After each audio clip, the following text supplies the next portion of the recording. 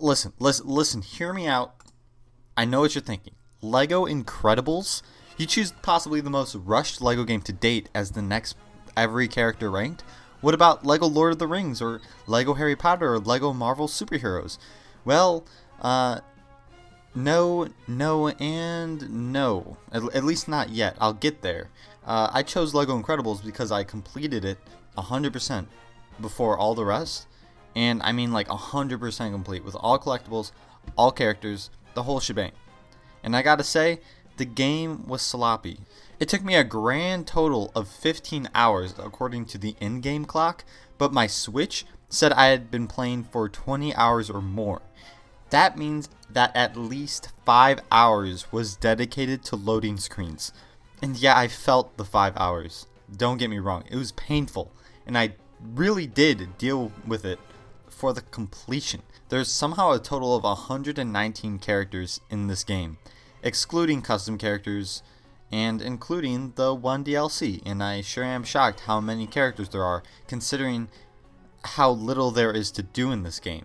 There are 6 levels for each of the Incredibles movies, 10 crime waves, which are just like small, like busy work missions to carry out with an occasional boss fight, and then all of the open world collectibles. And that's not a lot at all. Lego Incredibles had a lot of potential with the inclusion of other Pixar movies. There is some Pixar representation in this game, but we'll get to it later. TT Games couldn't seem to bother with adding any bonus levels for other Pixar movies, which they totally could and should have done. I guess they were too quick to abandon this game to work on Lego Star Wars The Skywalker Saga. I guess we'll never know. But what I do know is that I will spend my next 12 videos ranking all of the characters in this game from worst to best. What I can appreciate from later Lego games, and superhero Lego games like this one in particular, is that there is a lot of versatility and an ample amount of abilities. Characters can have 1, 2, 3 or more different things they can do. In this game, the most abilities a character can have is 7, and that's actually kinda cool. But for this series, the same rules apply. Those rules being 1, no custom characters, and 2, my judgment reigns supreme over any other authority. So with that in mind, let's jump into ranking the characters of this waste of potential Lego Incredibles.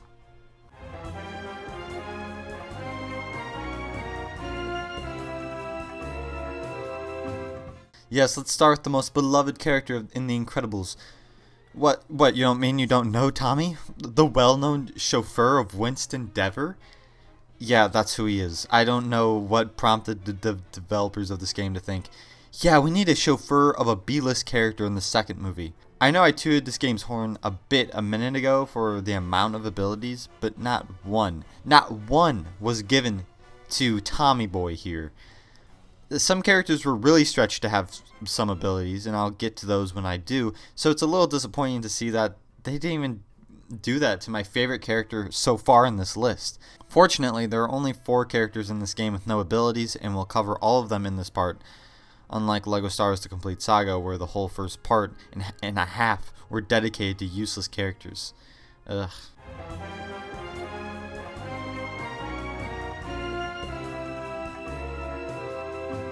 It was pretty hard choosing who should be last, Tommy or Helicopter Pilot. On one hand, Tommy has a name, meaning that more thought was put into him than the Helicopter Pilot by default. Had the Helicopter Pilot been named Dave or something, then the Helicopter Pilot would be at the same level of depth. However, I ultimately decided that the Helicopter Pilot should be ranked higher than Tommy because, well, it takes more effort to become a helicopter pilot than a limousine driver, you know? Even if the Helicopter Pilot has no name, his willpower more than makes up for it. Again, the developers definitely could have stretched to give this guy at least one ability. I'd name them off, but I'd rather wait to talk about abilities when we come across them with a character who actually has it, so maybe we can put a pin in this discussion, come back to it when we're ready.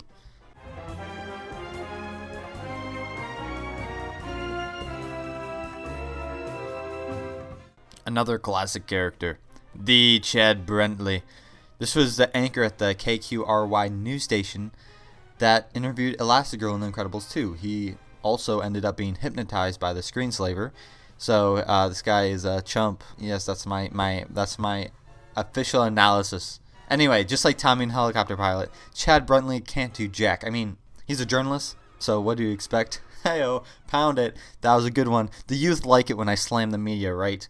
I've got to appeal to my main target audience. Is it working? Sorry, I'll stay on topic. Look at this dude. Why are his eyes so disproportionate to the rest of his body? It's bothering me. Someone fix it. Okay, well, it's better, but not by much. How about, okay, hear me out here. Taking away the eyes entirely. You know, fuck it. I'll take that. Let's just move on.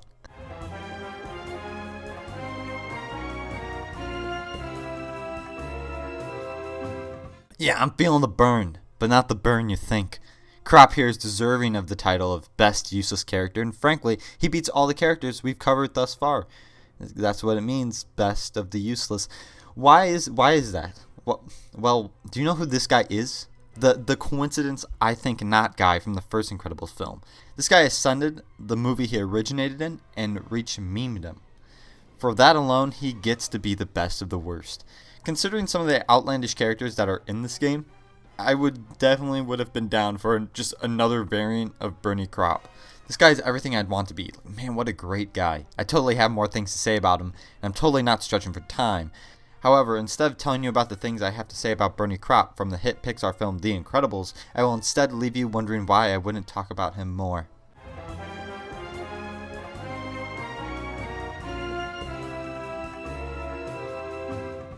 So we're out of the characters with no abilities, and this is a special case where the character has an ability, but it's honestly not one I consider to be useful at all. I racked my brain for a place in the open world to showcase this specific ability, but I couldn't find one. But let's touch on that later. Let me discuss one of the coolest and strangest decisions for a character in this game. This is also the first Pixar character not from The Incredibles, or any Pixar film for that matter. Well, I guess you could argue he's in every Pixar movie because he's in the goddamn Pixar logo sequence thingy. Anyhow, in this game, there are a plethora of Pixar builds, which constructs a building or structure that's from another Pixar film that's not Incredibles 1 or Incredibles 2. These are similar to the many incredible builds you see in the open world, but these are different colors and stuff, and each Pixar build unlocks a character, and usually you have to use that character to interact with the Pixar build so you can receive the red brick that's associated with that area. In all honesty, it was a fun way to collect red bricks along with characters you wouldn't expect to see in an Incredibles game. I could argue that this way of getting red bricks beats the method used in any past LEGO game. I know it's quite a claim, especially for LEGO Incredibles, but that's what I believe to be true. But Junior's Pixar build is built a giant-ass lamp with a ball, which is totally something not out of the left field. It's a callback to the Pixar short Luxo Jr., dating all the way back to 1986. Yes, Pixar goes back far, but their animation then was questionable. Anyway, Luxo Jr. was a landmark event for the company, and Junior definitely deserves a spot here. His idle animations have him pull out the ball and jump on it, deflate it, and then look out into the distance like he does in the Pixar logo. He bounces around and is amusing to play as, even if he can't do much. Oh, I almost forgot about his useless ability. He has the Illuminate ability. This ability is fairly common in new LEGO games, where you enter a darkened area, and the character with the ability will light up. I don't think it's used at all in this game, making the ability kind of worthless. But we have seen it in past LEGO games before. You do probably use it once or twice, but and maybe in like a level, but it's just escaping my mind. This segment is getting long, so I'm just gonna say this to wrap it up. I respect Junior's place in the roster, and it's cool that they put him in, but the one ability he has isn't even useful, so that's why he's stuck this low on the list.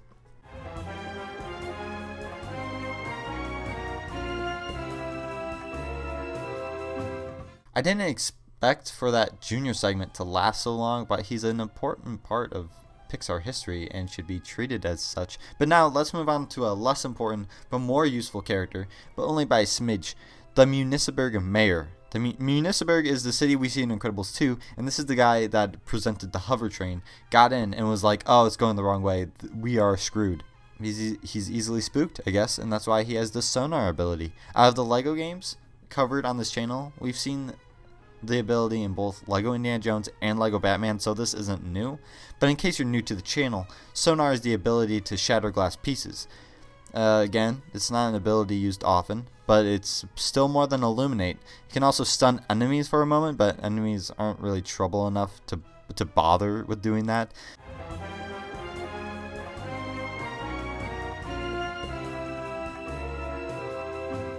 Here's the first of many supers you probably have never heard of unless you paid extreme attention to the movie.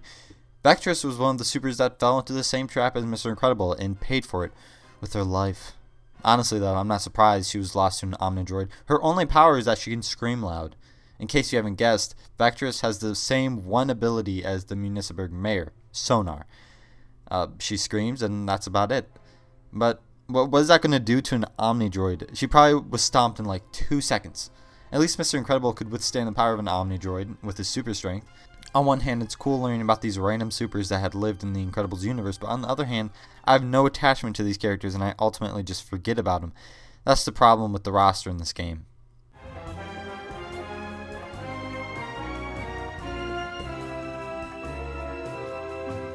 Yeah, a common bank robber beats out Vectress, a verified super, but really, you see these bank robbers absolutely everywhere. When you 100% complete the game, the only thing you can really do in the open world is just fight these guys and chase them around. Sometimes bank robbers spawn in groups of 3 and you just pound them for standing around. They don't do anything. You just walk up and you just beat them senseless. Or you may have to chase them and return the money they stole to a citizen. To unlock this character, you would have to do it 10 times. Is Bank Robber worth the trouble? Well, for one, yes, if you want to 100% complete the game, it's required. But as for his one ability, he has grapple.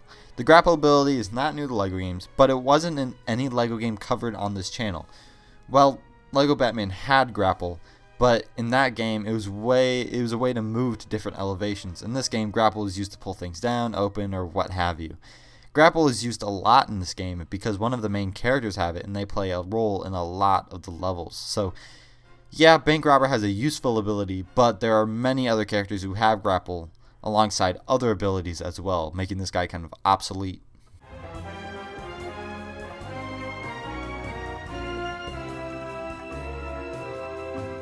To finish off the first part of this long series, we see a villainous fiend in his true form. A man with a skin-tight mask thing that doesn't cover his face. I don't know what you call those, but yeah, it's the casual Nomanisan Island Guard. I'm not sure why merely taking off your sunglasses makes you casual, but when you keep that uncomfortable skin-tight suit on, in fact, wouldn't sunglasses make you more casual because like you're cool? I don't know, what do I know? This guy also only has the grapple ability, which puzzles me. Of all things, grapple? I don't know, because if you can't guess, the casual distinction on his name implies that there are multiple variants of this guy, and one of these variants has another better ability. And if these two characters are essentially the same but in different outfits, I just feel like you should give them the same abilities. But whatever, man.